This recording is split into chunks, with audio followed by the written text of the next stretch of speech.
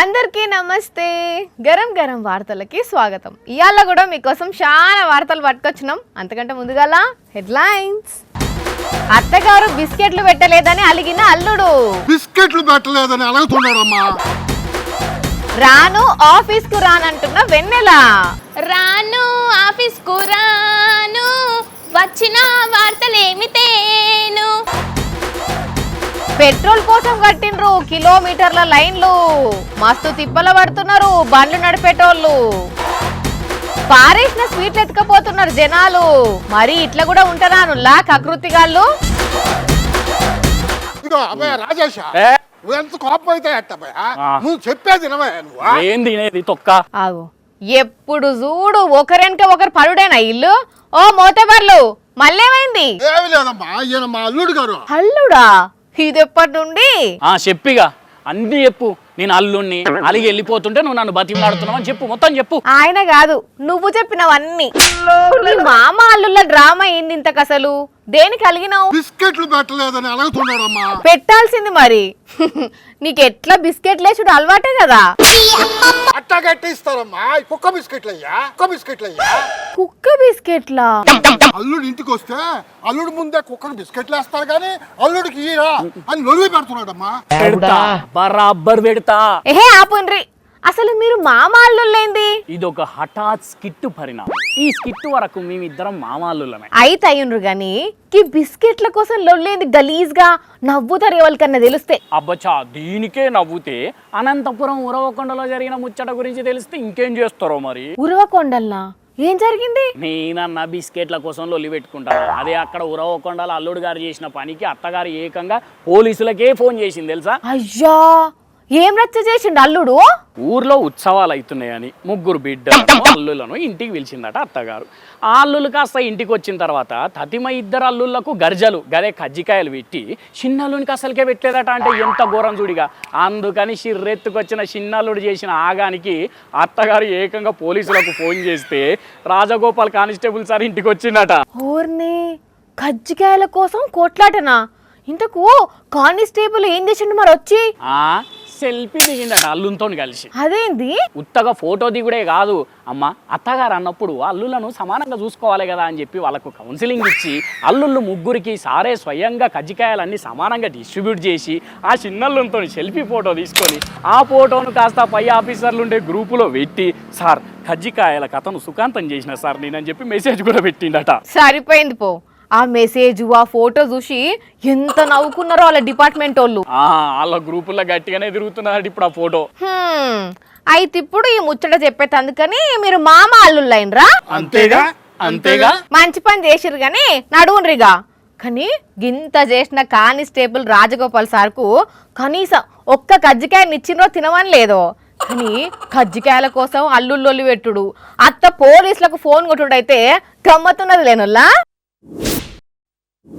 ఇది దగ, ఇది మోసం. మమ్మలను మోసం చేస్తున్నారు, మా ప్రాణాలతో ఆడుకుంటున్నారు. మేమంటే లెక్కలేదా? అసలు ఎందుకు చిన్న చూపు చూసి మోసం చేయాలని చూస్తురని కొందరు బార్ షాప్ ముంగట ధర్నాకు దిగినరు. దుక్నపోళ్ళతోని పంచాది కూడా పెట్టుకున్నారు. ఇంతకు ఏమైంది అంటారా? అదంతా బార్ షాప్ దగ్గర ఉండాలని అడుగుదాం పాండ్రి. చెప్పవే అన్న, ఏమైందో? మామూలుగా సండే వ్యక్తులు తాగే వ్యక్తులు మేము. ఆహా, సండే తాగుతారా? అయితే ఏమైంది అన్న?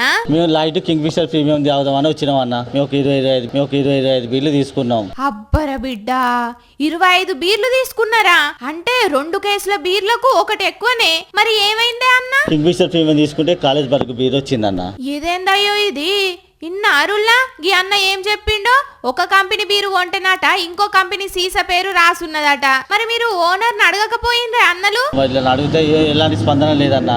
ఎక్సైజ్ సిఐ గారు మరి ఎందుకు స్పందించట్లేదో నాకైతే అర్థం కావట్లేదన్న. మా ఆరోగ్య పరిస్థితి అయితే ఏంటంటే కొన్ని ఖరాబ్ అయితే అన్న. మేము తీసుకున్న కింగ్ ఫిషర్ లైట్ అది వచ్చింది, కొలుగ బీరే ఒకటి వచ్చింది. అది మైబాద్ జిల్లాలో ఒక బార్ల జరిగిన ముచ్చట ఇది. మరి ఒక బీరు కొంటే వేరే కంపెనీ పేరు గట్లెట్లా వచ్చిందో, పైనుంచి వచ్చేటప్పుడు ఏమన్నా మిస్టేక్ అయిందో, ఆయన నడిమి గిట్ల ఎక్కడన్నా కల్తీలు గిట్ల జరిగినాయో తెలియదు గాని 25 బీర్లు తీసుకొని తాగిన గీ అన్నలకు కనీసం తృప్తి కూడా లేదట. చర్యలు తీసుకోవాలి అని ఆఫీసర్లకు కంప్లైంట్ ఇచ్చిండట గాని చూడుండ్రి కొన్ని దిక్కుల్లా మందు తాగే అన్నలకు ఎసొంటి తమాషాలు దాక్కుతున్నాయో చూడాలే. మరి ఆబ్కారీ పోలీసులు విచారణ చేసి ఆఖరికి ఏం తేలుస్తారో. కానీ గీ బార్ల మందు తాగినోళ్ళు మస్తు పరిశాన్లు ఉన్నారట. లాస్ట్కి అందరు భయపడ్డట్టే అయింది. ఆ ట్రంప్ అన్నంత పని చేసిండు. ఇజ్రాయెల్తో కలిసి ఇరాన్ మీద యుద్ధానికి దిగిండు.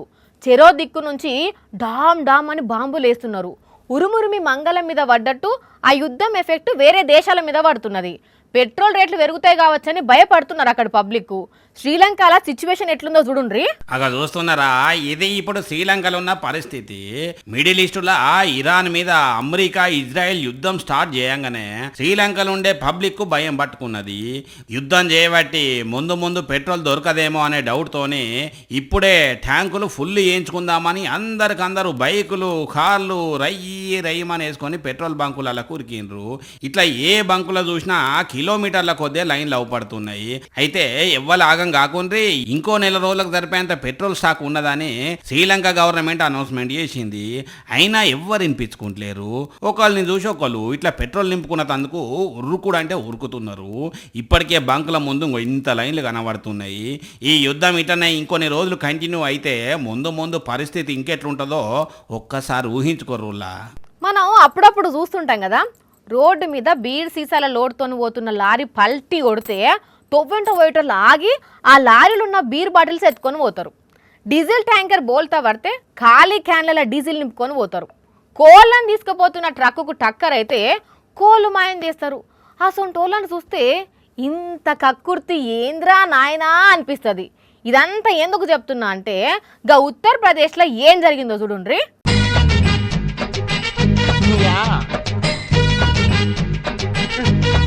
ఫ్రీగా అత్తే ఫినాయిల్ కూడా తాగేతందుకు తయారుగా ఉంటారు కొంతమంది. అగో గక్కడ ఏమైతున్నదో ఎరికైనా చెత్త కుండీల పడేసిన స్వీట్ బాక్సులు ఎత్తుకపోతున్నారు అక్కడి పబ్లిక్.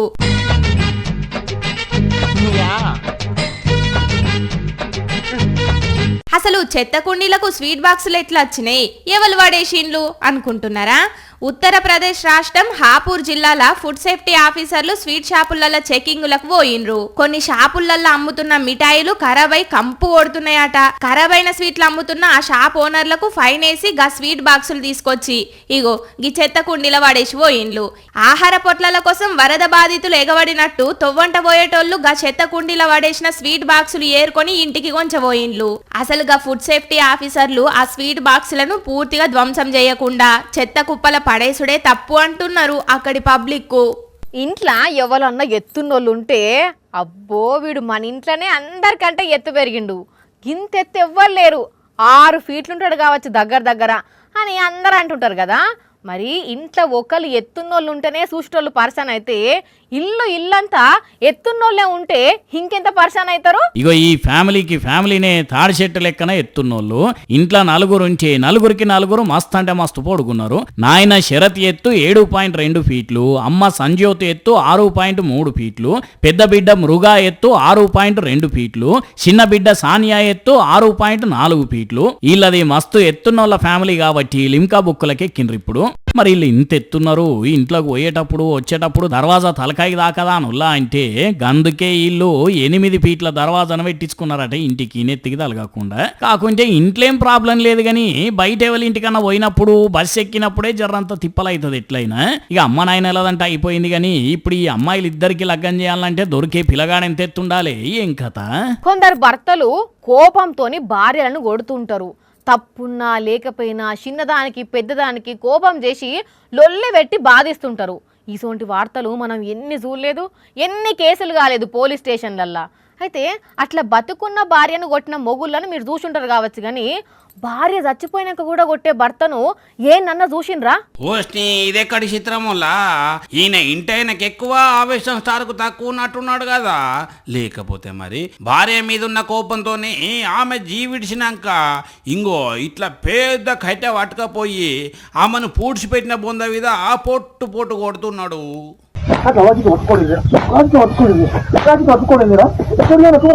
ఇప్పటిదానికా మీరు ఎన్నో తీర్ల లొల్లులు చూసుంటారు కానీ ఈ తీరు లొల్లు అయితే చూసుంటారు కదా.